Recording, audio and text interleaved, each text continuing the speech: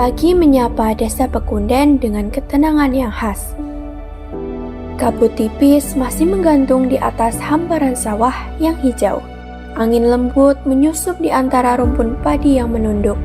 Warga mulai beraktivitas, menyusuri pematang dan menjemput rezeki dari tanah yang mereka rawat sepenuh hati. Pekunden tak hanya hidup dari sawah dan ladang. Ada denyut lain yang menjaga ruh desa tetap bernyawa. Bukan hanya menjaga alam dan tradisi, tetapi juga merangkai harapan melalui desa wisata yang mereka bangun bersama. Peran Ketua Pokdarus Pekunden menjadi bagian penting dalam perjalanan ini. Merancang arah dan menjaga agar desa wisata tetap berjalan berkelanjutan. Assalamualaikum warahmatullahi wabarakatuh. Perkenalkan, saya Sudarmato.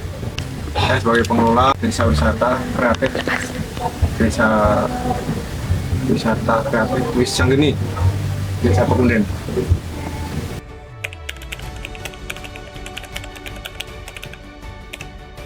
Pertama, program dari pemerintah, terutama dari Kementerian Pariwisata yang menginginkan untuk adanya desa wisata di seluruh Nusantara. Yang kedua, adanya Kota Banyumas atau Kecamatan Banyumas akan dijadikan Kota Lama Banyumas, sehingga kami desa-desa yang ada di Kecamatan Banyumas ini diminta untuk mendukung adanya Kota Lama Banyumas.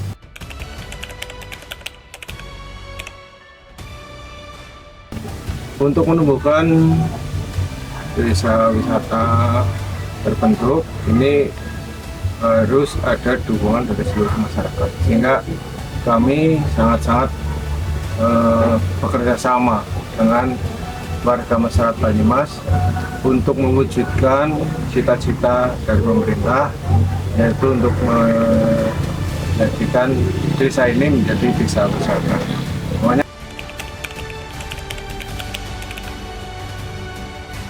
Dan adanya desa wisata, warga masyarakat ini sangat peduli, sehingga sangat memiliki. Contohnya kalau ada tamu datang sini, walaupun mereka tidak kenal, mereka saling menyapa.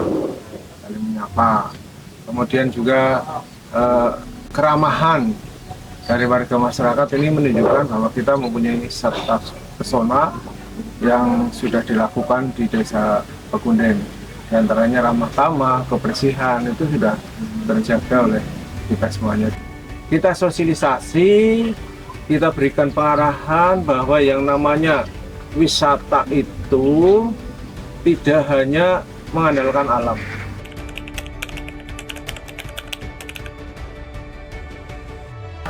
Awal-awal memang ada yang merasa terganggu, ya, tapi sekarang sudah enjoy, tidak ada yang merasa terganggu, dan tamu-tamu pengunjung yang datang ke desa Pekunden itu sangat welcome sekali.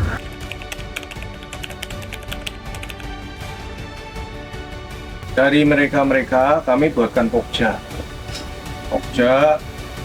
kita buatkan paket belajar 1, paket belajar 2, paket belajar 3, dan seterusnya. Dan dari itu kami istilahnya ada jasa yang kami ambil, hanya berapa persen yang kami kelola untuk keberlangsungan dari desa wisata itu.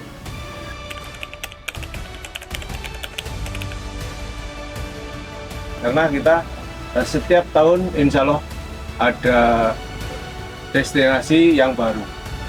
Salah satu denyut kebudayaan Pekunden mengalun dari Omah Gamelan. Disinilah anak-anak belajar menjaga irama tradisi. Tabuhan demi tabuhan tak hanya menghasilkan nada, tapi juga menanamkan cinta pada warisan budaya. Dari tempat ini, gamelan tumbuh bersama generasi masa depan Pekunden.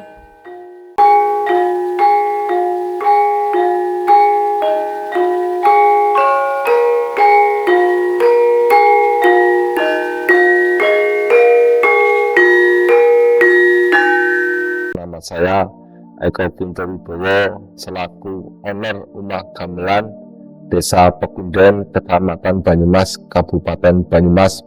Rumah gamelan berdiri di sini untuk tempat meletakkan gamelan. Selanjutnya kami fungsikan sebagai sanggar seni Rumah Gamelan. Salah satunya kegiatannya adalah pelatihan seni karawitan, seni tari, dan seni pedalangan. Selain itu juga ada workshop, ya, terus ada kelas juga di sini.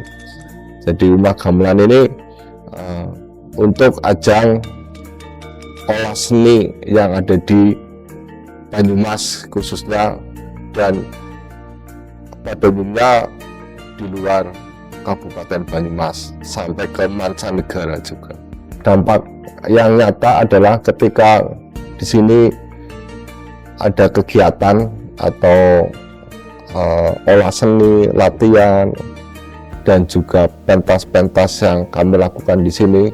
Alhamdulillah masyarakat membaur, ya, berpartisipasi untuk ikut serta dalam kegiatan yang ada.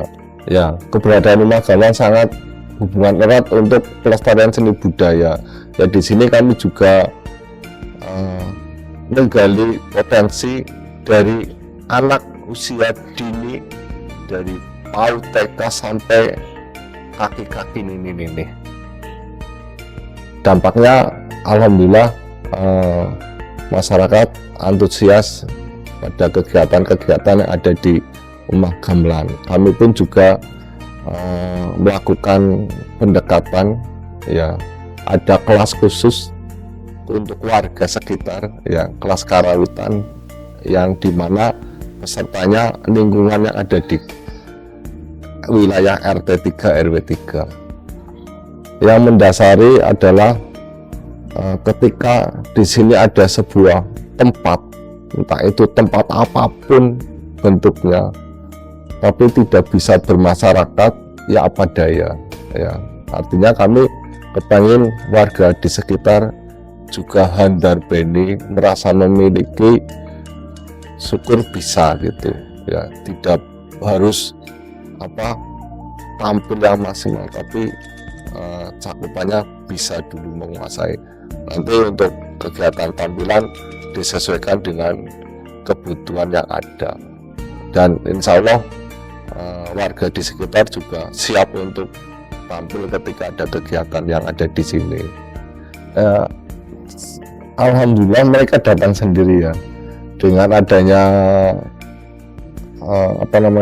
sering kegiatan atau pentas-pentas yang ada di sini, terus lewat media sosial mereka akhirnya datang ke sini.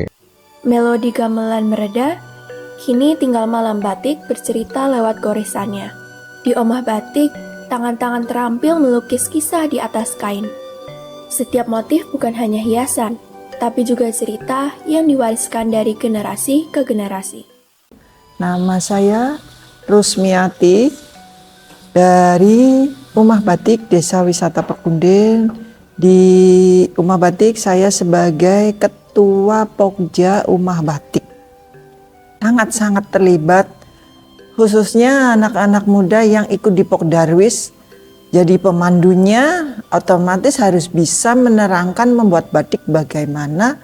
Jadi anak mudanya ikut terjun langsung. Ya. Ada pelatihan khusus karena misalnya gini, ditempatkan di Rumah Batik, berarti teman-teman pemandu harus bisa batik ini harus bagaimana caranya membuat batik, proses membuat batik dari awal sampai akhir. Berarti teman-teman harus bisa, berarti dia harus mempelajari dulu cara-cara membuat batik. Sebenarnya gini, kita juga merekrut teman-teman pembatik untuk ikut terlibat membatik tapi di rumah.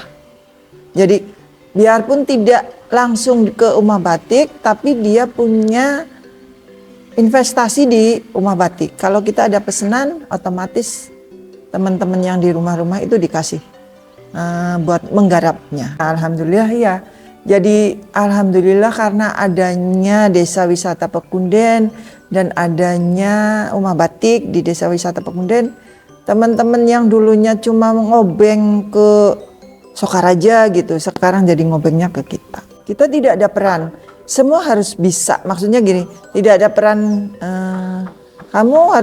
semua harus bisa melaksanakan, misalnya ngecat, pewarnaan itu semua harus bisa. Lah anak-anak sekarang kan ada P5 ya, khususnya dari anak PAUD sampai SLTA sama teman-teman unsut dan UMP, alhamdulillah datang ke kita untuk belajar membuat batik. Terus ibu juga kepengennya batik itu terus langgeng, ada kesinambungan. Jadi misalkan ibu sudah tua, ada yang meneruskan, semakin terinovasi. Karena sekarang batiknya kan beragam maksudnya gini, yang lebih gampang dari batik tulis ada, misal membuat ekoprint, lebih gampang dari tumbuh-tumbuhan sekitar ada. Jadi teman-teman yang tadinya nggak tertarik dengan batik, jadi ikut tertarik karena merasa, oh iya ya di rumahku ada pohon jati, jadi dibikin ekoprint. Di Pekunden, kearifan lokal tak hanya dijaga, tapi juga terus dihidupkan. Di Kampung Nopia, kita bisa melihat langsung bagaimana jajanan khas Banyumas ini dibuat dengan tangan-tangan terampil. Asap tipis dari tungku menyelimuti ruang, membawa ingatan pada tradisi yang tak lekang oleh zaman. Ya, nama saya Agus Silo Witrasno, jabatan saya sebagai ketua dari Paguyuban Kampung Nopia Mino, Wisata Kampung Nopia. Respon awalnya adalah ada 3. Yang pertama, ada yang sangat senang, ada yang tengah-tengah. Ya, silahkan jadi, silahkan tidak. Ada yang sangat tidak setuju. Kalau yang sangat setuju itu berarti mereka punya impian yang jauh lebih baik, ya, karena kita memberikan komunikasi bahwa kalau kita jadi wisata, kedepannya kita akan dapat ini, dapat itu, ekonomi, kebersihan dan sebagainya, nama baik dan sebagainya. Karena dulu ini kan kampung kumuh awalnya, ya, kumuh karena warganya terlalu banyak, sampahnya banyak, utangnya juga banyak, ya, karena UMKM itu selalu musuhnya adalah utang, ya, modal yang tidak terselesaikan, seringkali begitu. Nah, sehingga ketika ada wisata mereka senang banget, ya, siapa tahu bisa menambah nilai ekonomi, ya. Yang tengah-tengah ya karena tidak tahu, ya, ya kalau jadi silahkan, ya silahkan, bisa jadi gitu, ya. Yang ketiga yang tidak setuju karena merasa nanti minonya akan tersaingi, karena kami sudah ada 21 mino sebelum ada wisata, sehingga kalau ya otomatis deh ini aja sudah laku kok, ngapain harus dikemas menjadi satu kesatuan, dijadikan wisata. Sebenarnya wisata ini 100% didukung oleh masyarakat awalnya, karena namanya wisata swadaya. Nopianya juga dari masyarakat. Di belakang itu dalam satu RT, ya, di belakang wisata itu semua buat mino 20 rumah, dan kita dulu wisatanya adalah lukisan. Kalau pembuatan mino ya memang 30% lah, ya. Sebenarnya Nopia Mino kan seperti kayak tani, harusnya ada. Semuanya pengennya ke kantor, ke kota. Kalau laki-laki biasanya buat, ya itu namanya kegentong. Kalau perempuan biasanya buntel, ya bungkus itu minonya. Tapi kalau sesudah selesai semua aktif, ya. Anak muda biasanya masuknya ke marketing yang menjual. Masih di wilayah yang sama, namun dengan cerita yang berbeda. Langkah kami membawa kami ke tempat yang tak kalah unik. Sebuah rumah, tapi bukan sembarang rumah. Inilah Omah Manggleng, surga kecil bagi para pecinta camilan jadul, tempat di mana kenangan masa kecil dibalut aroma manggleng yang gurih menggoda. Perkenalkan, saya Bu Yuni selaku ownernya Omah Manggleng yang ada di Desa Wisata Kreatif Pekunden Banyumas. Omah Manggleng itu berdiri tahun 2002, jadi sekarang tahun 2025 sudah 23 tahun kami berdiri. Oke, jadi sebelumnya saya infokan dulu bahwa kami ini Desa Wisata Pekunden ini mempunyai 5 destinasi unggulan, yang 3 diantaranya itu kepemilikannya secara pribadi. Jadi keterlibatan karyawannya itu hanya sebagai pekerja ya, berbeda dengan beberapa tempat yang misalnya kayak di Mangle, kayak di Kampung Nopiamino, Rumah Batik itu mungkin ada keterlibatan, ada memberikan ide-ide. Oke, dampak langsungnya pastinya kami sangat berbahagia karena setidaknya kami bisa menampung beberapa karyawan yang notabene sudah pasti berarti mengurangi pengangguran.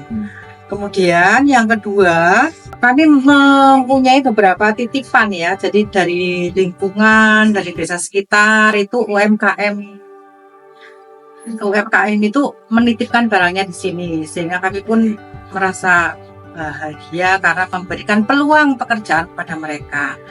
Yang berikutnya, karena kunjungan-kunjungan itu melibatkan Prokdarwis ya, jadi pasti mendatangkan manfaat ekonomi untuk misalnya kayak MC-nya, pemandunya gitu. Yang lagi ke transportasinya, ada odong-odong, dokar kadang-kadang terlibat.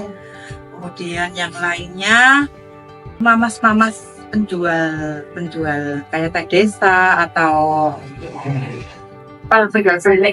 karena keturunan sehingga mereka ikut berjalan di sini alhamdulillah. Kalau kami dalam keadaan yang terdesak ini darurat, banyak banget pesanan, kami ambil beberapa, nggak banyak sih, 1-2 orang. Tapi yang jelas ada beberapa di antaranya yang jadi reseller, mengambil barang di sini diputus untuk dijual kembali.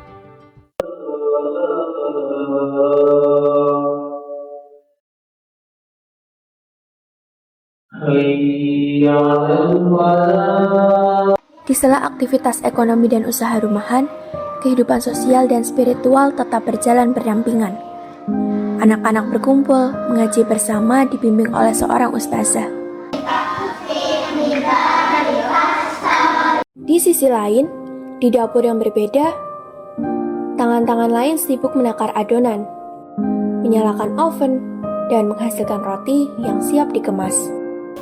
Perkenalkan, saya Ning, owner dari Rumah Roti Kim. Kalau secara langsung ya yang mereka rasakan itu sebenarnya hanya beberapa orang yang ikut kerja di sini ataupun yang mungkin saya pekerjakan part-time. Karena gini loh Mbak, selain yang kerja pokok di sini itu ada beberapa orang, nanti kalau pas kita ada borongan pesanan snack itu agak banyak, kita memang mengambil tenaga part-time dan itu biasanya dari lingkungan sekitar.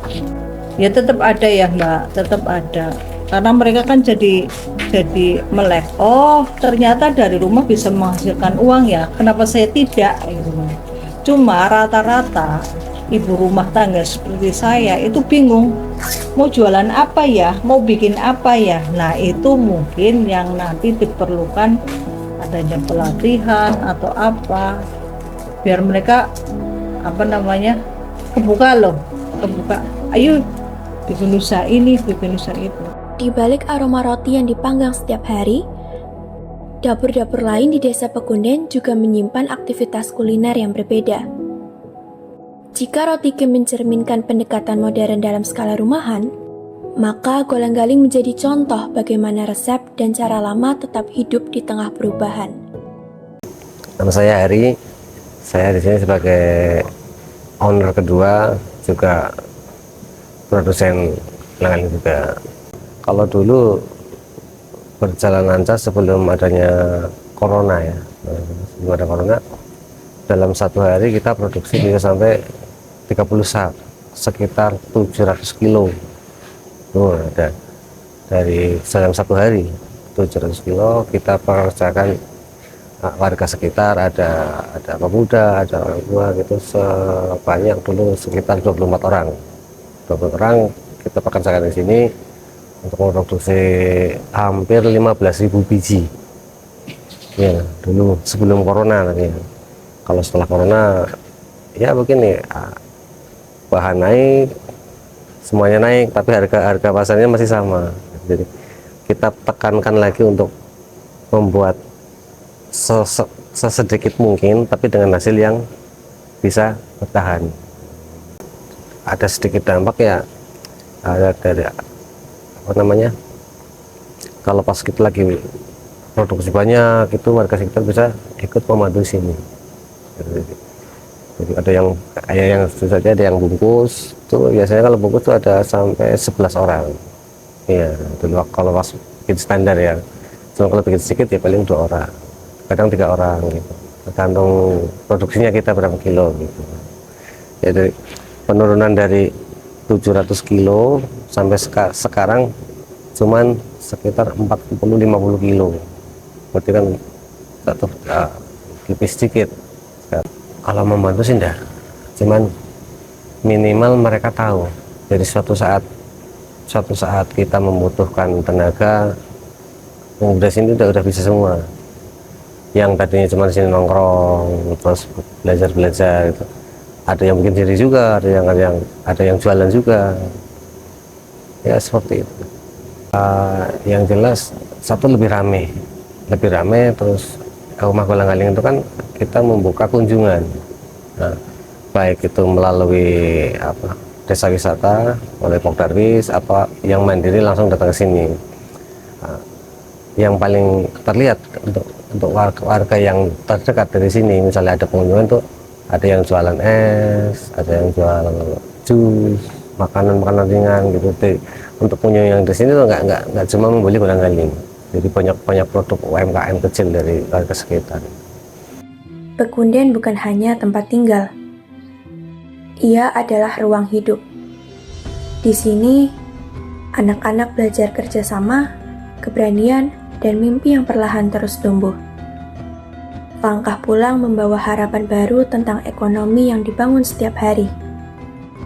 Di balik ketenangan alamnya, Pekunden menyimpan semangat besar dalam mengembangkan potensi desa.